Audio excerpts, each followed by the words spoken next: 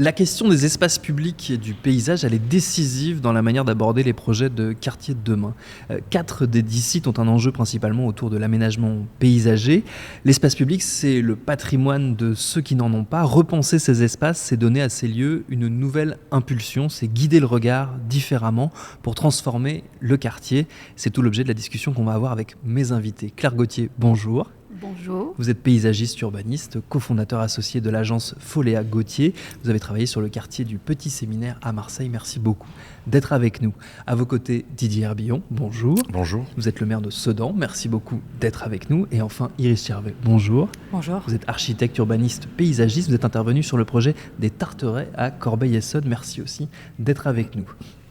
Alors justement, je pose la question très large qui va guider un peu notre rapide conversation. Comment est-ce que vous avez abordé la transformation de ces espaces publics, je vais réussir à le dire, spécifiquement en quartier politique de la ville? Claire Gauthier. Alors, on ne s'est pas occupé que des espaces publics. Je sais bien. On est rentré aussi dans les espaces privés et jusque dans les espaces très privatifs en fait, du logement. Parce qu'en fait, tous ces quartiers, effectivement, ce sont des quartiers qui sont très lâches, donc avec énormément d'espaces ouverts. On va parler d'espaces ouverts, parce que en plus, la plupart de ces quartiers, ce sont les espaces privés avec un statut privé et un statut public, en fait, vous ne voyez pas la différence. Il n'y a pas de clôture. Tant qu'il n'y a pas eu de ce qu'on a appelé la résidentialisation. Donc, pas de clôture. Donc, on a en fait, en gros, des espaces ouverts et des espaces bâtis. Et la chance, et ça, Henri Bavard en avait parlé en fait tout à l'heure, la chance en fait de ces quartiers, c'est qu'ils ont effectivement beaucoup d'espaces ouverts. Donc, un potentiel important pour essayer de retravailler en fait et de revaloriser ces espaces. Et donc nous, ce qu'on a cherché en fait à faire, c'est à ne surtout pas séparer finalement le bâti des espaces ouverts, parce que on a pris en fait finalement toute notre je dirais notre ligne de travail a consisté à finalement partir du logement, à voir comment en fait les gens vivaient à l'intérieur même de leur appartement, lesquels nécessitaient effectivement une rénovation, et puis ensuite de descendre en fait leur cage d'escalier, de voir comment ça se passait au bas de l'immeuble, le rangement de leurs poubelles, les stationnements, tout autant que les espaces dits publics en fait, et le parc qu'il fallait créer.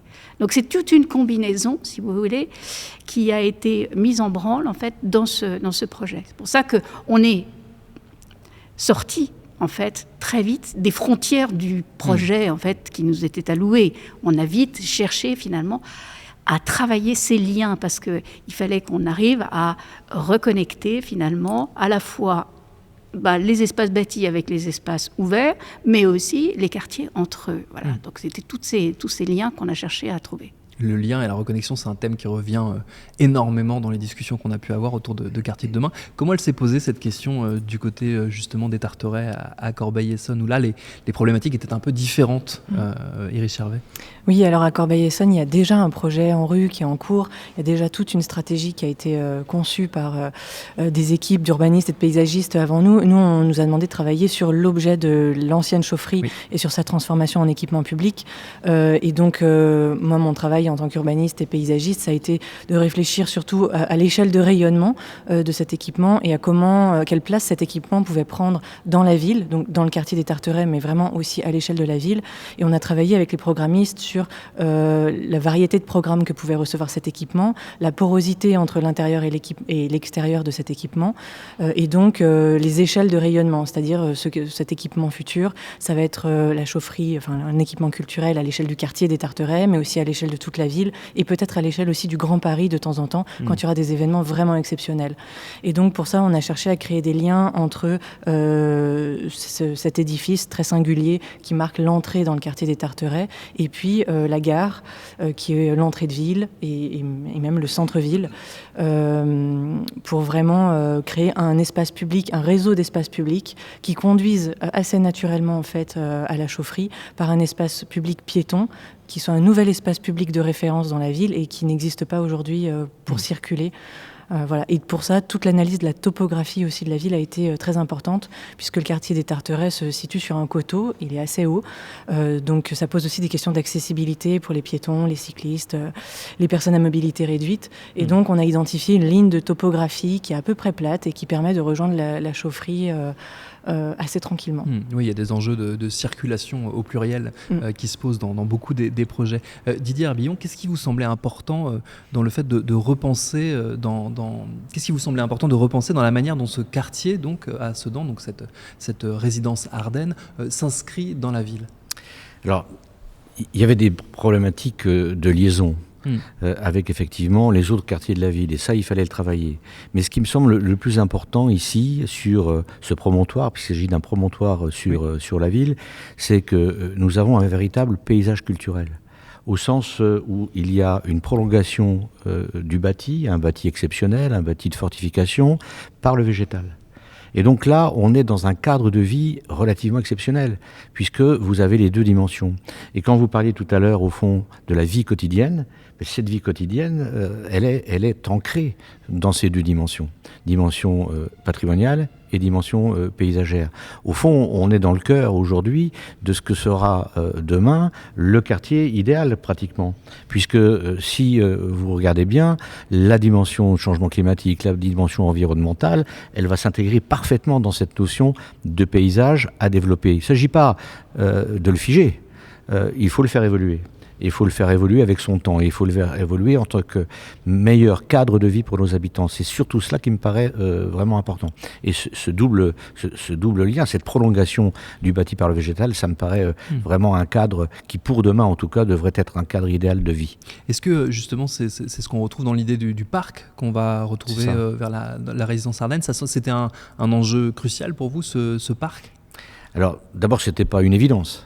Dans un premier temps, puisqu'on s'est beaucoup interrogé et grâce effectivement à ce concours international, on a pu pister un certain nombre de choses. Mais de fait, c'est une prolongation, et c'est exactement ce que je vous disais à l'instant, du bâti. Le château fort est à quelques dizaines de mètres à vol d'oiseau, et puis tout d'un coup, ce parc va être l'apport végétal à la muraille. Ça va la rendre un peu plus sympa aussi. Claire Gauthier, on est vraiment dans cette porosité entre le dedans et le dehors. On le retrouve dans beaucoup de projets. C'est une nouvelle manière aussi d'aborder ces quartiers? Oui, en fait, c'est pas seulement le dedans et le dehors. En fait, c'est le travail de la relation. Le paysage, pour nous, tout est dans la relation. On s'intéresse moins, finalement, à l'espace en tant que tel que de la relation qu'il a avec l'autre. Donc c'est extrêmement important. Vous parliez effectivement de ce parc qui va être effectivement en relation avec ce bâti, mais aussi c'est la relation de cette plateforme, en fait, de ce point haut avec la ville basse qui est juste là. C'est-à-dire qu'il y a toujours ce travail finalement. Aujourd'hui, en fait, on est totalement... on a construit notre société en la sectorisant. Voilà. Alors, il y a les spécialistes du bâti, il y a les spécialistes de la végétation, il va y avoir les spécialistes du social, les spécialistes de... Voilà, il y a des spécialistes en tout. Chacun est très bon dans son domaine, mais on n'arrive jamais à construire quelque chose de cohérent si chacun travaille complètement dans son domaine. Ce qu'il faut, c'est une sorte de chef d'orchestre. Et pour nous, finalement, le paysage, en fait, il peut devenir en fait presque le chef d'orchestre pour mettre en scène, pour faire finalement une unité de lieu, une cohérence et avoir une dynamique d'ensemble. Vous voyez ce que je veux dire? C'est véritablement ça. Et pour nous, le projet de paysage, il propose ça, toujours dans ce système d'interrelation. Oui, c'est vraiment une question d'organisation presque de l'espace, de manière de présenter l'espace, de diriger à la fois le regard, les usages.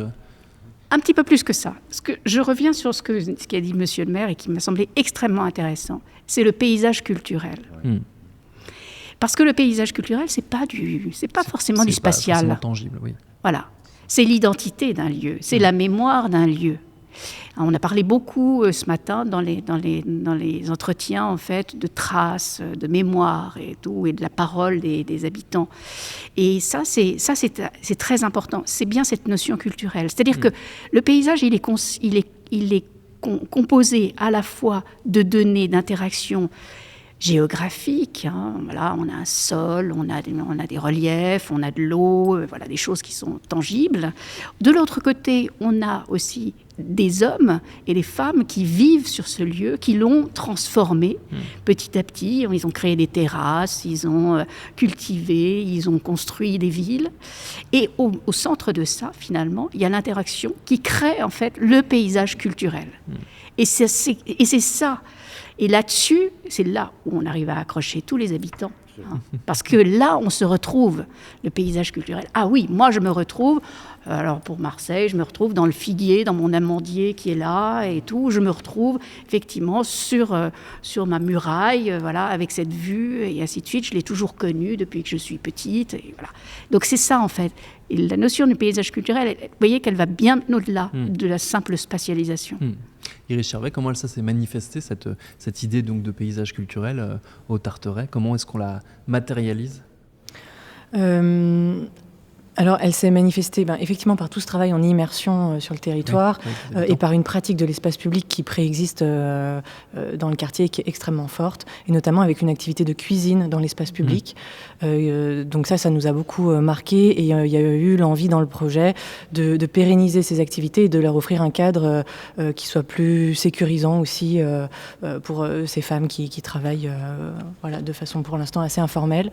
Donc ça, c'est un élément préexistant qui est venu renforcer le programme, qui est un programme plutôt culturel. Et puis ensuite, c'est aussi permettre à la chaufferie, qui est donc dans cette forme circulaire très introvertie, lui permettre de s'ouvrir vers l'extérieur et permettre que tous ces usages culturels se prolongent dans un jardin, un théâtre de verdure, etc. Donc ça passe plus par une question de programmation événementielle et d'intégration des habitants dans tous ces événements du quotidien, plutôt que par le dessin de l'espace. Didier Arbillon, à Sedan, cette refonte, cette réimagination de cet espace, est-ce qu'elle va là aussi essaimer sur le reste du territoire, sur le reste de la ville? Est-ce qu'elle va se déplacer au fur et à mesure? Alors, l'idée, c'est qu'il y ait intégration plutôt que déplacement. Par exemple, quand on pense à la maison sur la cascade de Frank Lloyd Wright, eh bien, la nature entre dans la maison. Et aujourd'hui, sur Résidence Ardennes, avec la refonte des appartements, on va pouvoir donner à voir beaucoup plus largement, en agrandissant les fenêtres par exemple, et à faire en sorte qu'il y ait une sorte de fusion entre intérieur et extérieur. Et cette fusion, elle sera panoramique, mais panoramique au sens noble, c'est-à-dire en fait, je suis chez moi et également à l'extérieur. C'est comme s'il y avait prolongation de l'habitat dans la nature, une pièce supplémentaire. Et ça, c'est assez remarquable. Et on comprend ça assez vite, je crois, quand on est dans ce quartier. Alors, il faut monter, bien sûr, mais dans les tours, et baisser un peu les fenêtres. Mais ça va être fait, et je crois que ça va être un atout vraiment extraordinaire. Merci beaucoup à tous les trois d'être venus à ce micro partager un petit peu de cette expérience étonnante que sont les quartiers de demain. Et merci à la Cité de l'Architecture et du Patrimoine qui nous accueille dans ses murs. Merci. Merci à vous. Merci à vous.